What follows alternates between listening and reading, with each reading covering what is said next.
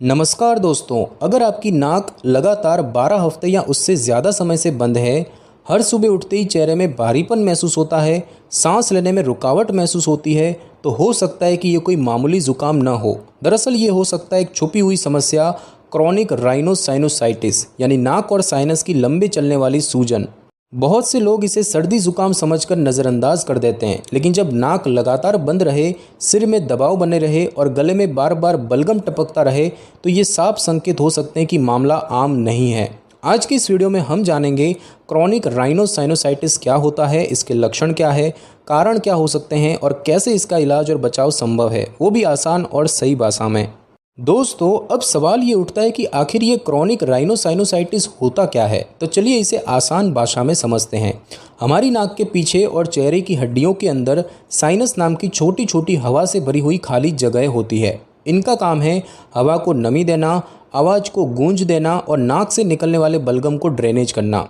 अब कभी भी ये साइनस सूज जाते यानी इनमें सूजन आ जाती है, और जब ये सूजन 3 हफ्ते तक रहती है तो उसे एक्यूट साइनोसाइटिस कहा जाता है। लेकिन जब यही सूजन लगातार 12 हफ्ते या उससे ज़्यादा बनी रहे तो इसे ही कहा जाता है क्रॉनिक राइनोसाइनोसाइटिस।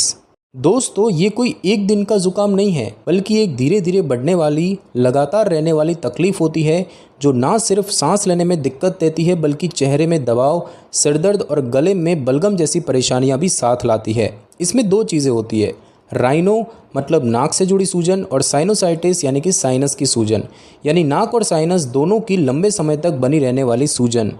ये एक मेडिकली परिभाषित स्थिति है और ये ज़्यादातर उन लोगों में पाई जाती है जिन्हें एलर्जी, सांस की तकलीफ जैसे कि अस्थमा, बार बार कोल्ड इन्फेक्शन होता है या फिर नाक में कोई बनावट से जुड़ी रुकावट होती है जैसे कि डेविएटेड सेप्टम या नेज़ल पॉलिप्स। तो अगर आपको लगता है कि सर्दी ठीक ही नहीं हो रही, नाक बंद ही रहती है और गला हमेशा भरा भरा महसूस होता है, तो एक बार डॉक्टर से दिखा लेना ज़रूरी हो सकता है। इसका इलाज पॉसिबल है, लेकिन सबसे पहले इसकी सही पहचान ज़रूरी है।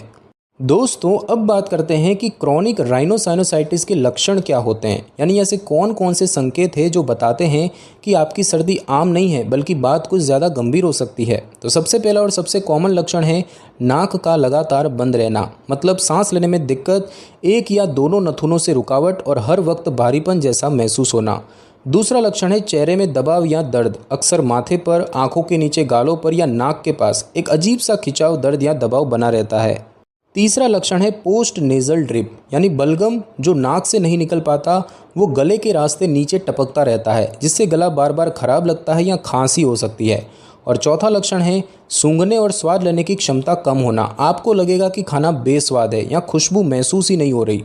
और पांचवा लक्षण लगातार थकान या भारीपन महसूस होना, क्योंकि जब शरीर में सूजन लंबे समय तक बनी रहती है तो वो ऊर्जा को कम कर देती है और शरीर सुस्त महसूस करता है। इन लक्षणों का मिलना और 12 हफ्ते या उससे ज़्यादा समय तक बने रहना एक साफ संकेत है कि ये क्रॉनिक राइनोसाइनोसाइटिस हो सकता है और आपको डॉक्टर से सलाह जरूर लेनी चाहिए। दोस्तों, ध्यान रहे कि हर किसी में ये सारे लक्षण एक साथ नहीं होते, लेकिन अगर इनमें से 2 या ज़्यादा लक्षण लंबे समय तक बने रहे तो उसे नज़रअंदाज करना सही नहीं होता। अब दोस्तों, सवाल ये है कि आखिर क्रॉनिक राइनोसाइनोसाइटिस होता क्यों है, मतलब कौन कौन सी वजहें हैं जो इस लंबी चलने वाली नाक और साइनस की सूजन के पीछे होती है। तो दोस्तों, सबसे पहला और आम कारण है एलर्जी। डस्ट, धूल मिट्टी, पॉलन, एनिमल डेंडर, इन सब चीज़ों से एलर्जी होने पर नाक के अंदर सूजन आ जाती है, जो अगर लगातार बनी रहे तो वो क्रॉनिक साइनस का रूप ले सकती है। दूसरा कारण नाक में बनावट की गड़बड़ी, जैसे कि डेविएटेड नेज़ल सेप्टम, यानी नाक के अंदर की हड्डी का एक तरफ झुका होना। इससे साइनस में बलगम इकट्ठा होने लगता है और ड्रेनेज नहीं हो पाता, जिससे सूजन लगातार बनी रहती है।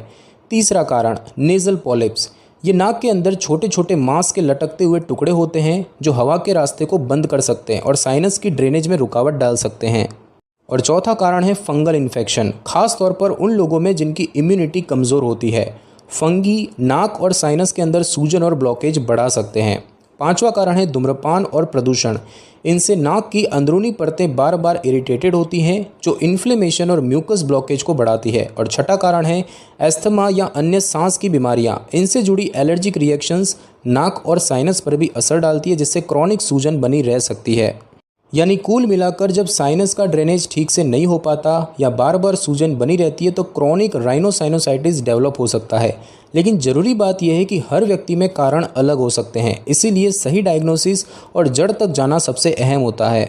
दोस्तों, अब तक हमने जाना कि क्रॉनिक राइनोसाइनोसाइटिस के लक्षण क्या होते हैं और इसके कारण कौन कौन से हो सकते हैं। लेकिन अब एक और ज़रूरी सवाल, इसकी सही पहचान कैसे की जाती है, यानी कि जांच कैसे होती है। तो चलिए इसे आसान भाषा में समझते हैं। सबसे पहले तो डॉक्टर आपकी क्लिनिकल हिस्ट्री जानेंगे, जैसे कि नाक कितने समय से बंद है, क्या बलगम है, क्या चेहरे में दबाव है और क्या एलर्जी या अस्थमा की पुरानी हिस्ट्री है। इसके बाद दोस्तों होती है शारीरिक जांच, यानी कि फिजिकल एग्जामिनेशन। डॉक्टर एक टॉर्च या नेजल इंस्ट्रूमेंट की मदद से नाक के अंदर सूजन, बलगम या रुकावट की स्थिति चेक करते हैं। लेकिन कई बार अंदर की सूजन या पॉलिप्स साफ साफ नहीं दिखते, तो ऐसे में ज़रूरत होती है एक विशेष जांच की, जिसे कहते हैं नेजल एंडोस्कोपी। ये एक पतली लचीली ट्यूब होती है जिसके आगे कैमरा और लाइट लगा होता है। इसे नाक के अंदर डालकर डॉक्टर सीधा आपकी नाक और साइनस के अंदर की स्थिति देख सकते हैं, बिल्कुल लाइव स्क्रीन पर। इसके बाद अगर ज़रूरत लगे तो doctor CT scan of sinuses भी करवाते हैं। सिटी स्कैन से ये पता चलता है कि कौन कौन से साइनस ब्लॉक हैं, कितनी सूजन है और ड्रेनेज रुकावट कहाँ है। इसके अलावा अगर डॉक्टर को एलर्जी का शक हो तो एलर्जी टेस्टिंग भी करवाया जा सकता है, जैसे कि स्किन प्रिक टेस्ट या ब्लड IgE टेस्ट।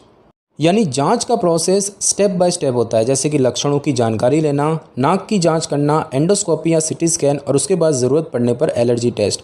और सबसे ज़रूरी बात, इन सारी जांचों का मकसद होता है रूट कोज तक पहुंचना, ताकि इलाज सही दिशा में शुरू किया जा सके।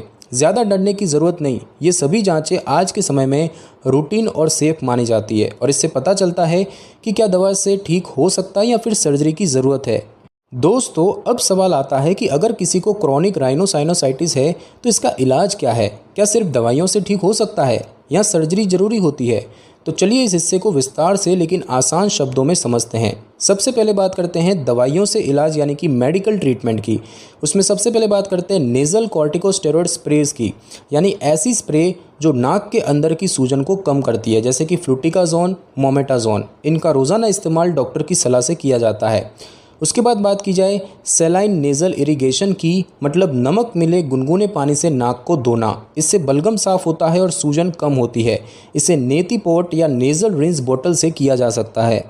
और उसके बाद बात की जाए एंटीबायोटिक्स की, तो अगर बैक्टीरियल इन्फेक्शन है तो डॉक्टर एंटीबायोटिक दे सकते हैं। लेकिन क्रॉनिक राइनोसाइनोसाइटिस हमेशा बैक्टीरियल नहीं होता, इसीलिए एंटीबायोटिक तभी दी जाती है जब इन्फेक्शन कंफर्म हो। और उसके बाद बात की जाए ओरल स्टेरॉइड्स या एंटीहिस्टामिन्स की, तो अगर एलर्जी या नेज़ल पॉलिप्स भी है तो doctor short term steroid tablets या एलर्जी कंट्रोल दवाएँ दे सकते हैं। और अब बात करें कि अगर दवाइयों से आराम ना आए या अगर नेज़ल पॉलिप्स या ब्लॉकेज बहुत ज़्यादा हो तो ज़रूरत होती है सर्जरी के विकल्प, यानी कि सर्जिकल ट्रीटमेंट की।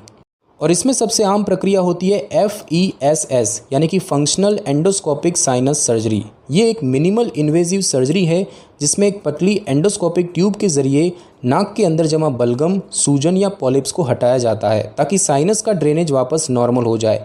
इस सर्जरी के बाद अक्सर मरीज़ को तेज़ राहत मिलती है, लेकिन ये तभी की जाती है जब दवाओं से इम्प्रूवमेंट ना हो। और हाँ, इलाज सिर्फ दवाइयों या सर्जरी तक सीमित नहीं होता, लाइफस्टाइल और एनवायरनमेंट का रोल भी बहुत बड़ा होता है।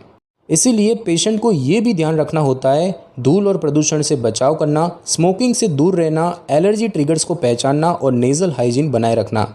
तो दोस्तों, हर मरीज का इलाज थोड़ा अलग हो सकता है, इसीलिए सबसे ज़रूरी है सही डायग्नोसिस और एक ENT स्पेशलिस्ट की सलाह। सेल्फ मेडिकेशन या बार बार एंटीबायोटिक लेना सॉल्यूशन नहीं है, बल्कि समस्या को और बढ़ा सकता है। दोस्तों, अब बात करते हैं कुछ ऐसे घरेलू उपायों और लाइफस्टाइल बदलावों की जो क्रॉनिक राइनोसाइनोसाइटिस से राहत देने में मददगार हो सकते हैं। ध्यान रहे कि ये इलाज का विकल्प नहीं है, बल्कि दवाओं के साथ साथ अपनाने योग्य सहायक उपाय हैं।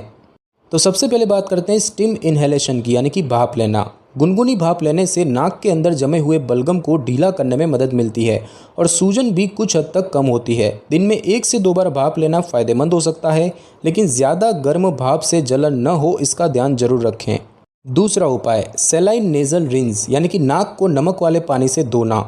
नेति पोट या स्क्वीज़ बोतल की मदद से नाक में खारा पानी डालना बलगम को बाहर निकालने और नाक की सफाई के लिए असरदार माना गया है। इसे दिन में 1 बार नियमित रूप से करने की सलाह दी जाती है। अगर आप इसे करते हैं तो साफ़ पानी का ही इस्तेमाल करें, उबला और ठंडा किया हुआ या स्टेराइल वाटर। तीसरा, हाइड्रेशन, यानी कि पर्याप्त पानी पीना। शरीर में पानी की मात्रा सही होगी तो बलगम पतला रहेगा और नाक व साइनस की सफाई आसान होगी। तो दिन में कम से कम 7 से 8 गिलास पानी जरूर पिए। चौथा, डस्ट और एलर्जन से बचाव। अगर आपको पता है कि आपको धूल, पालतू जानवर या किसी खास चीज़ से एलर्जी होती है तो उनसे बचना बहुत ज़रूरी है। घर में सफाई के समय मास्क पहनना और तकिए बिस्तर को नियमित धोना फायदेमंद होता है। पांचवा उपाय, स्मोकिंग और प्रदूषण से दूरी। धूम्रपान और प्रदूषण दोनों ही नाक की अंदरूनी परतों को इरिटेट करते हैं, इसीलिए धूम्रपान बिल्कुल भी ना करें और बाहर निकलते समय पॉल्यूशन मास्क जरूर पहनें। और छठा उपाय, योग और ब्रीदिंग एक्सरसाइजेज। अनुलोम विलोम और भ्रामरी प्राणायाम जैसे योगासन नाक के छिद्रों को खोलने में मदद करते हैं और शरीर को रिलैक्स करके इम्यून सिस्टम को सपोर्ट करते हैं। दोस्तों ध्यान रहे कि योग तभी करें जब नाक बहुत ज़्यादा बंद ना हो। तो दोस्तों इन उपायों का उद्देश्य है नाक को साफ रखना, सूजन को कम करना और इन्फेक्शन से बचाव करना। हालांकि ये सब डॉक्टर के इलाज का हिस्सा नहीं है, लेकिन इनके साथ साथ अगर लाइफस्टाइल सुधारा जाए तो क्रॉनिक राइनोसाइनोसाइटिस को मैनेज करना आसान हो सकता है। और सबसे ज़रूरी बात, कोई भी उपाय शुरू करने से पहले ईएनटी स्पेशलिस्ट से सलाह लेना हमेशा बेहतर होता है। दोस्तों अब तक हमने जाना कि क्रॉनिक राइनोसाइनोसाइटिस क्या होता है, इसके लक्षण, कारण और इलाज क्या क्या हैं। लेकिन अब बात करते हैं सबसे ज़रूरी और समझदारी भरे हिस्से की, और वो है बचाव यानी कि प्रिवेंशन। क्योंकि अगर हम इस बीमारी को होने से ही रोक सके तो इलाज की ज़रूरत ही नहीं पड़ेगी। तो चलिए जानते हैं कुछ आसान लेकिन असरदार सावधानियाँ। तो सबसे पहला है कि एलर्जी से बचाव करें। अगर आपको पता है कि आपको धूल, पॉलन या किसी खास चीज़ से एलर्जी होती है तो उनसे दूरी बनाना सबसे पहला कदम होना चाहिए। घर में धूल कम करने के लिए वैक्यूम क्लीनर का इस्तेमाल करें। एसी या कूलर में HEPA फिल्टर्स लगवाएं। दूसरा, ठंडी हवा और तेज़ सुगंधों से बचें। बहुत ठंडी हवा, इत्र या स्ट्रॉन्ग केमिकल की गंध नाक की अंदरूनी परत को इरिटेट कर सकती है, जिससे सूजन बढ़ती है। ऐसी चीज़ों से दूरी बनाकर आप फ्लेयर अप से बच सकते हैं। तीसरा, सर्दी जुकाम को नज़रअंदाज न करें। बार बार होने वाला या लंबे समय तक रहने वाला जुकाम क्रॉनिक साइनस का पहला संकेत हो सकता है, इसीलिए हर बार सर्दी को हल्के में न लें, समय रहते इलाज लें। चौथा, धूम्रपान और प्रदूषण से दूरी बनाएं। धूम्रपान और वायु प्रदूषण दोनों ही नाक की नाजुक लाइनिंग को नुकसान पहुंचाते हैं, इसीलिए खुद भी स्मोक से दूर रहें और जहां तक हो सके मास्क पहनकर ही बाहर जाएं। और पांचवा, नाक की सफाई रखें यानी कि नेज़ल हाइजीन। रोज़ाना सलाइन रिंस या स्टीम लेने की आदत डालिए, खासकर बदलते मौसम में। इससे बलगम नहीं जमता और साइनस साफ रहते हैं। और छठा, इम्यूनिटी मजबूत बनाए रखें। ताज़ा खाना, पर्याप्त नींद और स्ट्रेस कम करना, ये सब आपकी इम्यूनिटी को स्ट्रॉन्ग बनाए रखते हैं, जो हर तरह के इन्फेक्शन से बचाने में मदद करता है।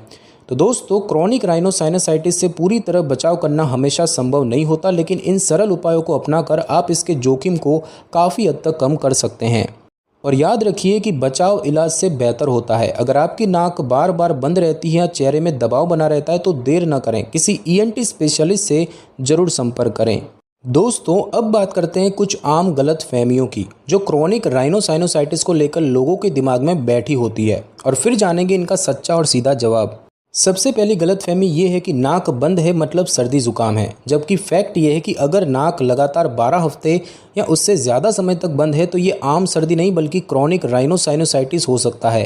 सर्दी कुछ दिनों में ठीक हो जाती है, लेकिन क्रॉनिक राइनोसाइनोसाइटिस में सूजन लंबे समय तक बनी रहती है। दूसरी गलतफहमी ये है कि हर नाक की बीमारी में एंटीबायोटिक ही चाहिए, लेकिन फैक्ट ये है कि एंटीबायोटिक तभी दी जाती है जब कोई बैक्टीरियल इन्फेक्शन हो। CRS यानी कि क्रॉनिक राइनोसाइनोसाइटिस में सूजन, एलर्जी, पॉलिप्स या एनाटॉमिकल ब्लॉकेज के कारण भी हो सकती है, जहां एंटीबायोटिक की कोई ज़रूरत नहीं होती। सेल्फ मेडिकेशन से बचें। तीसरी गलतफहमी यह है कि क्रॉनिक साइनस कभी ठीक नहीं हो सकता, लेकिन फैक्ट ये है कि अगर सही इलाज और लाइफस्टाइल बदलाव किए जाए तो क्रॉनिक राइनोसाइनोसाइटिस को काफ़ी हद तक मैनेज किया जा सकता है। बहुत से मरीजों को नेज़ल स्प्रेज, स्टीम और ज़रूरत पड़ने पर सर्जरी से आराम मिल चुका है। चौथी गलतफहमी ये है कि FESS सर्जरी बहुत बड़ी और ख़तरनाक होती है, लेकिन फैक्ट ये है कि FESS यानी कि फंक्शनल एंडोस्कोपिक साइनस सर्जरी एक मिनिमली इन्वेजिव और सेफ प्रक्रिया है। इसमें कोई बड़ा चीरा नहीं लगता और रिकवरी आमतौर पर जल्दी हो जाती है। और पांचवी गलतफहमी ये है कि नाक बहती नहीं है तो कोई दिक्कत नहीं, लेकिन फैक्ट ये है कि क्रॉनिक राइनोसाइटिस में कई बार नाक नहीं बहती, लेकिन अंदर सूजन, पोस्ट नेजल ड्रिप और स्मेल लॉस जैसे लक्षण होते हैं। यानी सिर्फ पानी न बहना ही सब कुछ नहीं होता। तो दोस्तों गलत जानकारी बीमारी को और बढ़ा सकती है, इसीलिए ज़रूरी है कि हम सच्चाई को समझें और ज़रूरत पड़े तो ENT विशेषज्ञ से परामर्श लें ताकि सही समय पर इलाज हो सके। मिथ तोड़ो, सही जानकारी अपनाओ, यही है हेल्दी लाइफ का पहला कदम।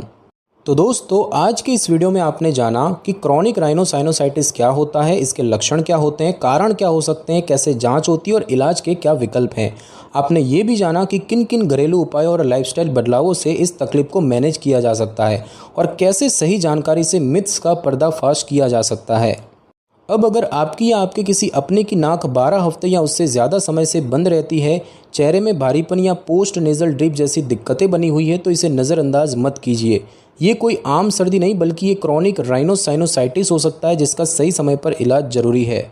दोस्तों सलाह यह है कि सेल्फ मेडिकेशन से बचें और ईएनटी स्पेशलिस्ट से सलाह लें। अगर ये वीडियो आपको जानकारीपूर्ण, सरल और मददगार लगा हो तो इसे लाइक कीजिए, अपने परिवार और दोस्तों के साथ शेयर कीजिए और ऐसे ही सच्ची और भरोसेमंद जानकारी के लिए मेड हेल्थ सपोर्ट चैनल को अभी सब्सक्राइब कीजिए। आपके सवाल या अनुभव नीचे कमेंट करके ज़रूर बताएं, हम हर सवाल का जवाब देने की कोशिश करेंगे। ध्यान रखिए, सही जानकारी ही सही इलाज की पहली सीढ़ी है। धन्यवाद।